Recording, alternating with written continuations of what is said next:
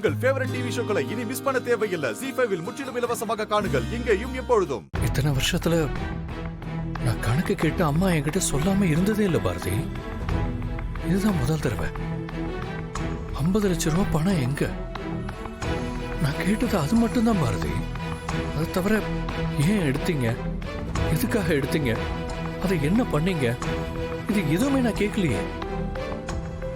ஆனா இதுக்கு போய் அம்மா இவ்வளவு பெரிய பிரச்சனை பண்ணுவாங்கன்னு நான் எதிர்பார்க்கவே இல்லை. இதுக்கு முன்னாடி நிறைய தடவை நாங்க இந்த மாதிரி பேசியிருக்கோம். இது எனக்கு புதுசா இருக்கு பாரதி. அம்மா ஏன் இப்படி நடந்துக்கிட்டாங்கன்னு எனக்கு புரியவே இல்லை. அதனாலதான் நான் சுத்தமா குழம்பி போயிட்டேன். ஆதி, நீங்க என்ன சொல்ல வரீங்க? எனக்கு சுத்தமா புரியல. பாரதி, இத்தனை வருஷத்துல எனக்கும் எங்க அம்மாவுக்கும் நடுவுல எந்த விஷயத்திலையும் ஒளிவு மறைவே இருந்ததில்லை. நான் என்ன கேட்டாலும் அம்மா என்கிட்ட தெளிவா பதில் சொல்லி தான் பார்த்திருக்கேன். ஆனா இன்னைக்கு நான் பணத்தை பத்தி கேட்ட உடனே அம்மாவோட முகத்துல அவ்வளவு பதட்டம். திடீர்னு ஸ்வேதாவை கூப்பிடுறாங்க, அதுக்கப்புறம் ஒன்ன கூப்பிடுறாங்க. எனக்கு எதுவுமே புரியல பாரதி. அந்த 50 லட்சத்தையும் ஸ்வேதா தான் எடுத்திருக்கா. ஆனா அது அம்மா தான் கொடுக்க சொன்னதா சொல்றா. ஆனா அம்மா அதை பத்தி எதுவுமே பேச மாட்டேன்னு சொல்லிட்டாங்களே. என்ன காரணம்னு வேற சொல்ல மாட்டேங்கிறாங்க. அம்மா என்கிட்ட எதையோ மறைக்கிற மாதிரி இருக்கு பாரதி. நீங்க என்ன சொல்றீங்க ஆதி? உண்மையதான் சொல்றேன் பாரதி. அம்மா ஏதோ பிரச்சனையில மாட்டிக்கிட்டாங்கன்னு நினைக்கிறேன். எதையோ ரகசியமா வச்சுக்கணும்னு நினைக்கிறாங்க.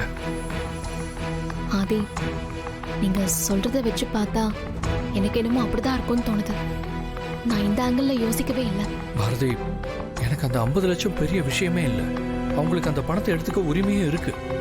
ஆனா அதை அம்மா என்கிட்ட மறைக்கிற அளவுக்கு அதுல ஏதாவது தப்பு இருந்து அதனால அம்மாவுக்கு ஏதாவது பிரச்சனை வந்துருமோன்னு எனக்கு பயமா இருக்கு பாரதி. யோசிக்க யோசிக்க என் தலையை வெடிச்சிரும் போல இருக்கு. பாரதி, என் அம்மாவுக்கு எதுவும் தப்பா நடந்துடவே கூடாது. ஆதி, அதான் நாம இருக்கோமே, என்ன நடந்தாலும் பாத்துக்கலாம். ஏன் இனிமே எதுவும் நடக்காம பாத்துக்கலாம். நீங்க அதெல்லாம் நினைச்சு ரொம்ப கவலைப்படாதீங்க. தேங்க்ஸ் பாரதி. வீட்டுல நாளுக்கு நாள் புதுசு புதுசா பிரச்சனை வந்துகிட்டே இருக்கு. ஏதோ தப்பா இருக்கு பாரதி. எல்லாத்தையும் சரி பண்ணணும். சரி பண்ணலாம் ஆதி, உங்க கூட நான் இருக்கேன். சரி, இப்ப இதை பத்திலாம் எதுவும் யோசிக்காதீங்க. படுத்து தூங்குங்க, மத்ததெல்லாம் அப்புறமா யோசிக்கலாம்.